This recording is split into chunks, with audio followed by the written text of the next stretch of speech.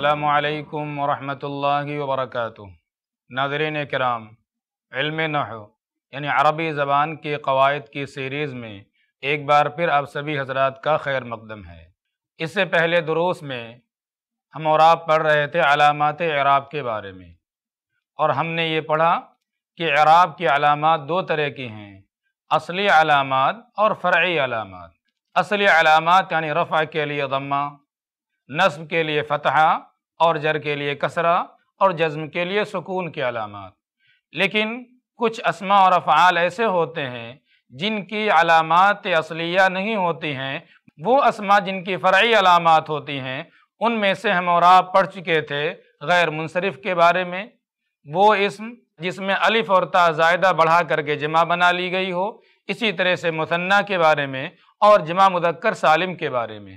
आखिर में हम और आप पढ़ रहे थे अस्माए सित्ता के बारे में कि अस्माए सित्ता पर एराब की कौन सी अलामात आती हैं।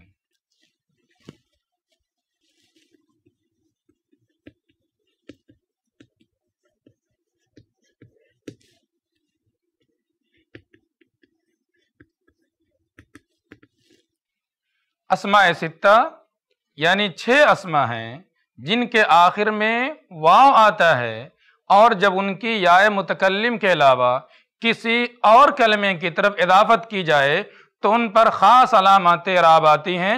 और हमने पढ़ा था कि अस्माए सित्ता पे जो अलामात इराब आती हैं वो हैं रफ़अ के लिए वाव, नस्ब के लिए अलिफ और जर के लिए या, ये अलामात इराब आती हैं। उसके बाद हम और आप पढ़ रहे थे अस्माए सित्ता की मिसालों के बारे में कि अस्माए सित्ता कौन हैं और किस तरह से उनका इस्तेमाल होता है। तो अस्माए सित्ता इसके बारे में बताया था अबू का, अखू का, हमू का, हनू का, फू का और ज़ू मालिन। हमने मिसाल पढ़ी थी अबू का की, लिहाजा कहा जाता है जाआ अबू का, रअयतु अबा का और ज़हबतु इला अबी का। इसमें देखा आपने कि जाआ ये फ़ेल, अबू का उसका फ़ाइल है, फ़ाइल मरफू होता है। अबू का हालत रफ़ में है, रफ़ की अलामत यहाँ पर वाव मौजूद है। इसी तरह रअयतु अबा का में रअयतु फ़ेल और फ़ाइल है, और अबा का उससे मफ़ूल वाक़ है, मफ़ूल बिही मंसूब होता है। लिहाजा अबू यहाँ पर हालत नस्ब में है, नस्ब की अलामत यहाँ पर अलिफ मौजूद है। यहाँ अबू था और यहाँ अबा हो गया है। उसके बाद तीसरी मिसाल है ज़हबतु इला अबी का, यहाँ पर इला हरफ जर दाखिल है, लिहाजा ये अबी का मजरूर है, हालत जर में इसकी अलामत जो है या के साथ है, इला अबी का। इसी तरह से दूसरी मिसाल है जाआ अखू का, रअयतु अखा का और ज़हबतु इला अखी का। इसी तरह से अस्माए सित्ता में से जो तीसरा इसमें है वो है हमू का। उसमें कहा जाता है जाआ हमू की। हम कहा जाता है औरत के वो रिश्तेदार जो उसके शौहर की तरफ से होते हैं, उनको उस औरत का हम कहा जाता है। कहता जाआ हमू के, यहाँ पर हमू के जा का फ़ाइल वाक़ है, फ़ाइल मरफू होता है, लिहाजा हमू के हालत रफ़ में है, रफ़ की अलामत यहाँ पर वाव मौजूद है। जब रअयतु इस्तेमाल करेंगे तो कहेंगे रअयतु हमा की और ज़हबतु इला हमी की। तो इस तरह आपने देखा कि हालत रफ़ई में इसमें रफ़ा की जो अलामत है वाव, हालत नस्बी में नस्ब की अलामत अलिफ और हालत जर्री में जर की अलामत है या यहाँ पर मौजूद है। इसी तरह से चौथा कलमा आता है हनू का, या उससे पहले फमू का, हादा फू का। फमुन के माने मुंह के होते हैं, मीम के साथ भी इस्तेमाल होता है और वाव के साथ भी इस्तेमाल होता है। कहता हादा फू का, ये तुम्हारा मुंह है। तो हादा मुब्तदा, फू का उसकी खबर वाक़े है, خبر مرفوع ہوتی ہے حالت رفع میں، یہ اس پر جو علامت اعراب آ رہی ہے وہ حالت رفع میں ضمہ نہیں بلکہ یہاں پر واو موجود ہے۔ اسی طرح سے کہیں گے رأیت فاک، میں نے تمہارے منہ کو دیکھا، یہاں پر یہ منصوب ہے، نصب کی علامت یہاں پر الف موجود ہے۔ اور کہیں گے نظرت الی فیک، میں نے تمہارے منہ کی طرف دیکھا، یہاں الی داخل ہے اور اس کے بعد الی کی وجہ سے یہاں پر یہ مجرور ہے، حالت جر میں ہے اور جر کی علامت یہاں پر یا موجود ہے۔ اس طرح یہ 4 کلمات ہوئے۔ 2 کلمات جو اور ہیں،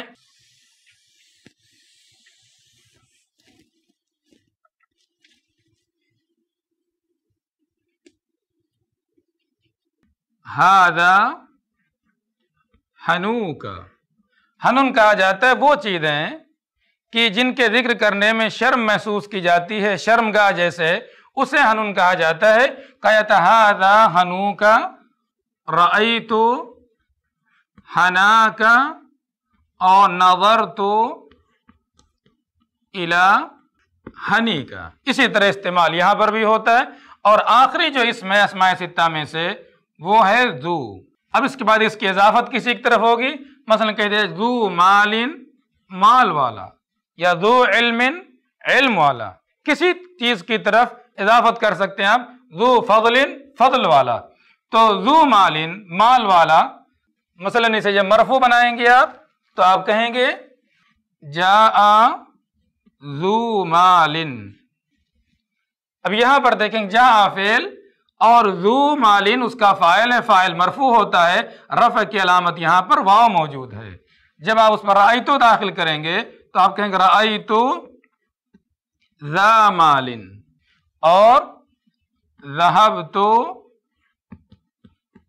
الی ذی مال۔ یہاں پر دیکھیں آپ، جب یہ مفعول بھی واقع ہے، مفعول بھی منصوب ہوتا ہے، حالت نصب میں ہے، نصب کی علامت یہاں پر الف کے ساتھ ہے، اور اسی طرح سے یہاں پر حرف جر الی داخل ہے اور یہ مجرور ہے، حالت جر میں اس کی جو علامت جر ہے وہ یا کے ساتھ ہے۔ اس طرح یہ اسماء ستہ جن کے آخر میں واو آتا ہے، جب یہ یا متکلم کے علاوہ کسی اور کلمے کی طرف مضاف ہوں تو پھر ان کے اعراب کی جو علامت ہوتی ہے وہ حالت رفع میں واو، حالت نصب میں الف اور حالت جر میں یا ہوتی ہے۔ تو اب تک آپ نے 5 قسم کے کلمات پڑھے جن پر اصلی کے بجائے فرعی علامات آتی ہیں، اور یہ کہ پانچوں کے پانچوں اسما تھے، اسم تھے۔ اس کے بعد 2 قسمیں اور ہیں جن پر فرعی علامت آتی ہے اور وہ دونوں اسم کے بجائے فعل مضارع ہیں۔ وہ دونوں کون ہیں؟ فعل مضارع۔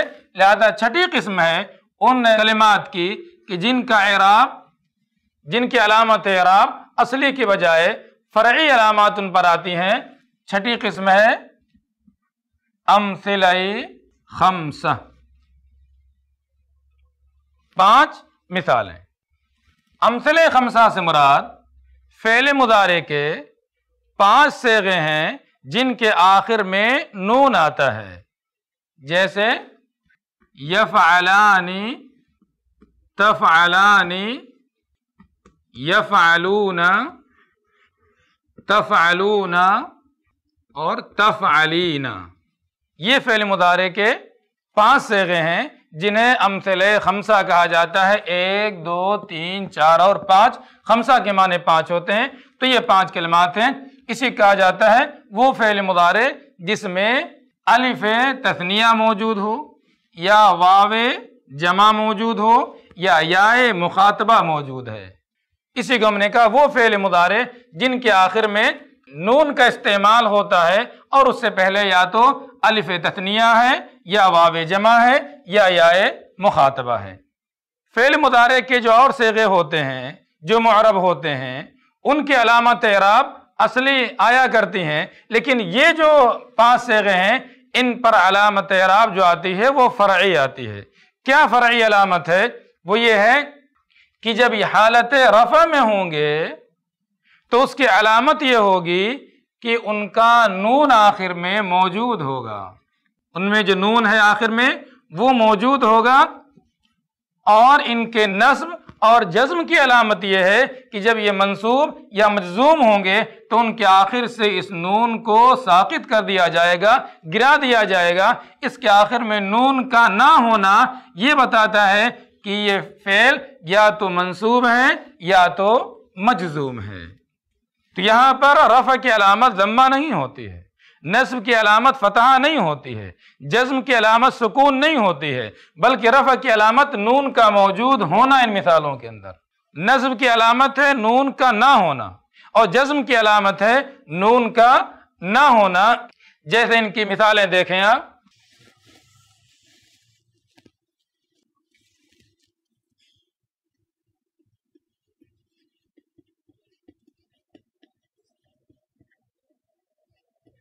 الرجلان یدخلان، یہاں پر یدخلان حالت رفع میں ہے کیونکہ اس سے پہلے کوئی بھی ناصب یا جازم موجود نہیں ہے۔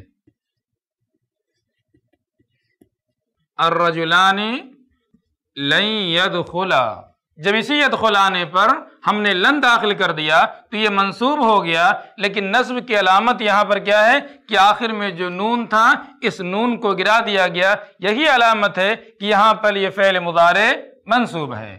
اور جب آپ کہتے ہیں الرجلان لم یدخلا، یہاں پر بھی لم حرف جزم داخل ہے، اور یہاں پر جزم کی علامت یہ ہے کہ یہاں سے آخر میں جو نون ہے اس کے صیغے کے آخر میں اس نون کو ساقط کر دیا گیا ہے، گرا دیا گیا ہے۔ اسی طرح سے آپ کہیں گے الہندان تدخلان، الہندان لن تدخلا، الہندان لم تدخلا۔ تدخلانے تھا، اسی تدخلانے پر جب ناصب داخل ہو گیا یا جازم داخل ہو گیا تو اس کے بعد آخر سے نون ساقط ہو گیا۔ یا اسی طرح سے کہیں گے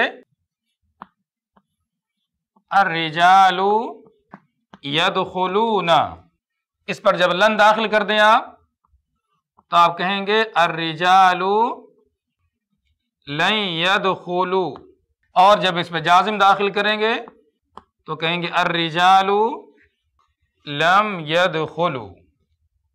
یہاں دیکھیں یدخلون آخر میں واو نون موجود ہے، حالت رفع میں ہے، نون اس کا موجود ہے، لیکن جب اس پر لن داخل کر دیا تو اس کے بعد اس کے آخر سے نون ساقط ہو گیا۔ جب اس پر لم داخل کر دیا جازم مجزوم ہے، اور جزم کی یہاں پر جو علامت ہے وہ نون کا موجود نہ ہونا۔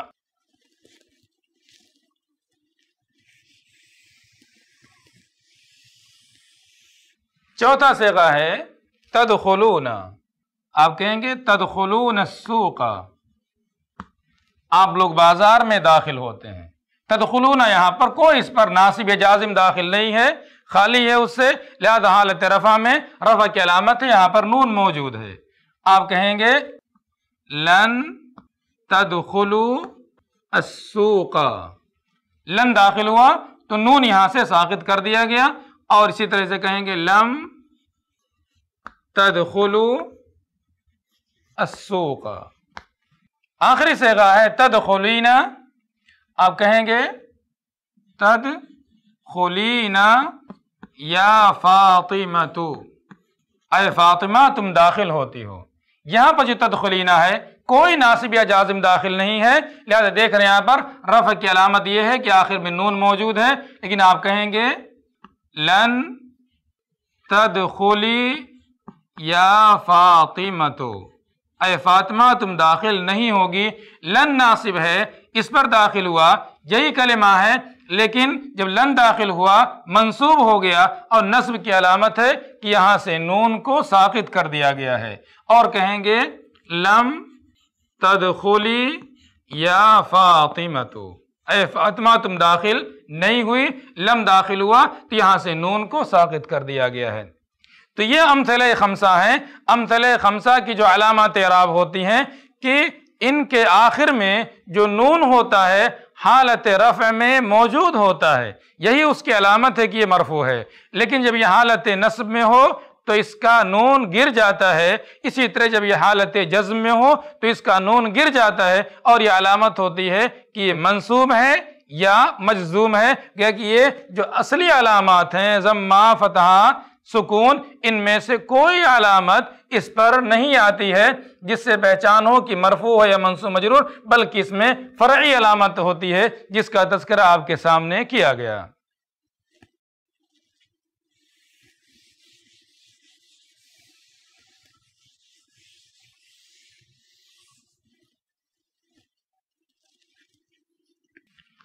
ساتویں اور آخری قسم جن کے اعراب کی علامت فرعی آتی ہے وہ فعل مضارع جو معتل الآخر ہو، وہ فعل مضارع جس کا آخری حرف علت ہو۔ تو کچھ فعل مضارع ایسے ہوتے ہیں جو صحیح ہوتے ہیں، کچھ ہوتے ہیں جو معتل ہوتے ہیں۔ اس سے پہلے پڑھا تھا آپ نے فعل کی قسموں میں کہ فعل کی دو قسمیں ہیں، فعل صحیح اور فعل معتل، اور معتل کی بھی قسمیں تھیں، کہیں پہلا حرف معتل ہوتا ہے، کہیں پہلا حرف علت ہوتا ہے، کہیں دوسرا حرف علت ہوتا ہے، اور کہیں آخری حرف علت ہے۔ لہذا جب فعل مضارع معتل الآخر ہو یعنی اس کا آخری حرف علت ہو، جیسے یدعو، یسعی، یمشی، یہ تین آپ کے سامنے کلمات ہیں، تینوں فعل مضارع ہیں۔ ان سب میں دیکھیں گے آخری حرف جو ہے یہ حرف علت ہے۔ حرف علت کہا جاتا ہے واو، الف، یا۔ اس کے اندر واو ہے، اس کے اندر یسعی الف ہے، اور یمشی میں آخر میں یا ہے۔ تو فعل مضارع جو معتل الآخر ہو اس کے اندر بھی فرعی علامت آتی ہے، اس کے اندر بھی فرعی علامت آتی ہے۔ اصلی جو علامات اعراب ہیں ان سے ہٹ کر کے فرعی علامت آتی ہے۔ اب اس کے اندر فرعی علامت کیا آتی ہے وہ دیکھیں آپ۔ فعل مضارع معتل الآخر کی فرعی علامت یہ آتی ہے کہ جب اس طرح کے کلمات مجزوم ہوں، حالت جزم میں ہوں، تو جزم کی علامت وہاں پر سکون نہیں ہوتی ہے، بلکہ جزم کی علامت یہ ہوتی ہے کہ ان کے آخر میں جو حرف علت ہے واو، الف، یا، اس کو گرا دیا جاتا ہے۔ ان کی جزم کی علامت یہ ہوتی ہے کہ ان کے آخر سے جو حرف علت ہے اسے گرا دیا جاتا ہے۔ جیسے آپ کہیں گے یدعو سے لم یدعو، واو جو تھا کلمہ جو ہے یدعو، تو جب آپ اس پر لم داخل کیا تو آپ بجائے آپ یدعو واو سے کہنے کے آپ نے اس میں آخر میں حرف علت کو گرا دیا۔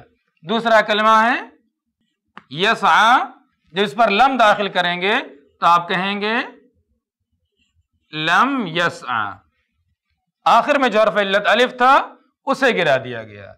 اور یمشی، جب اس پر لم داخل کریں گے تو آپ کہیں گے لم یمشی، آخر جو حرف علت تھا وہ گرا دیا گیا۔ تو وہ فعل مضارع جو معتل الآخر ہوں، جن کا آخری حرف علت ہو، جب وہ حالت جزم میں ہوں تو ان کا جو اعراب ہوتا ہے، اعراب کی علامت ہوتی ہے کہ آخر سے حرف علت کو گرا دیتے ہیں۔ اصل جزم کی جو اصلی علامت ہے وہ سکون ہے، یہاں پر وہ نہیں آتی ہے، بلکہ حرف علت کو گرانا یہی اس کی علامت ہوتی ہے۔ ان میں سے کسی کے آخر میں حرف علت موجود نہیں ہے، جہاں اس طرح کا آ جائے وہ سمجھ لیں کہ یہاں پر فعل مضارع مجزوم ہے۔ اب یہاں پر میں نے حالت رفع میں کیسے ہوگا وہ نہیں لکھا، حالت نصب میں کیسے پڑھیں گے وہ نہیں لکھا، وہ بھی دیکھ لیں، اگرچہ ان کا تذکرہ آگے انشاءاللہ آنے والا ہے، ایک نظر دیکھ لیں آپ کہیں گے زید یدعو، زید یدعو، کہیں گے آپ زید یسعی، زید یمشی۔ یہ حالت رفع میں ہو گیا۔ حالت رفع میں ان سب کا جو اعراب ہوتا ہے وہ اعراب تقدیری ہوتا ہے۔ اعراب تقدیری کے بعد اس کے بعد انشاءاللہ آپ کے سامنے آ رہی ہے، لیکن یہاں سمجھنے کے لیے کہ تینوں حالتوں میں اس کو کیسے پڑھا جاتا ہے، تو زید یدعو اس پر اعراب اس کا ظاہر نہیں ہوگا بلکہ تقدیری ہوگا ان تینوں کے اندر۔ اور جب حالت نصب میں پڑھیں گے تو آپ کہیں گے لن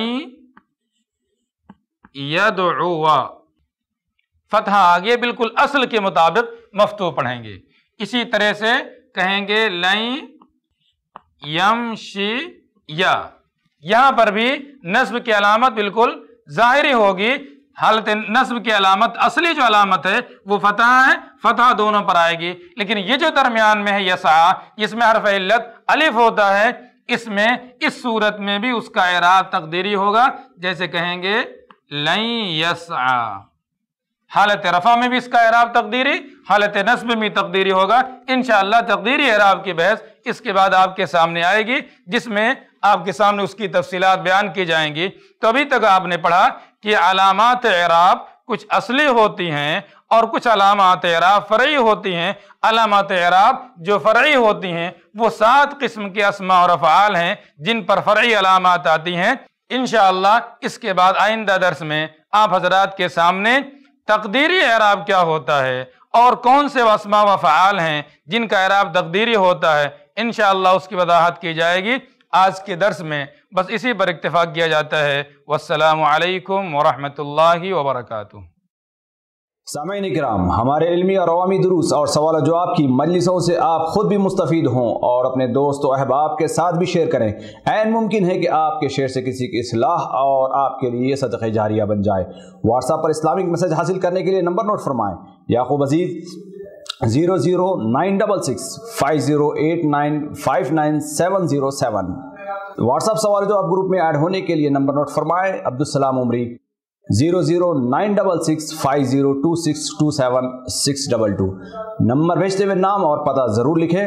اسی طرح ہمارے یوٹیوب چینل اسلامی دعویٰ کو ضرور سبسکرائب کریں تاکہ ہماری ہر نئی اور اہم ویڈیو کی اطلاع آپ کو فوری حاصل ہو جائے۔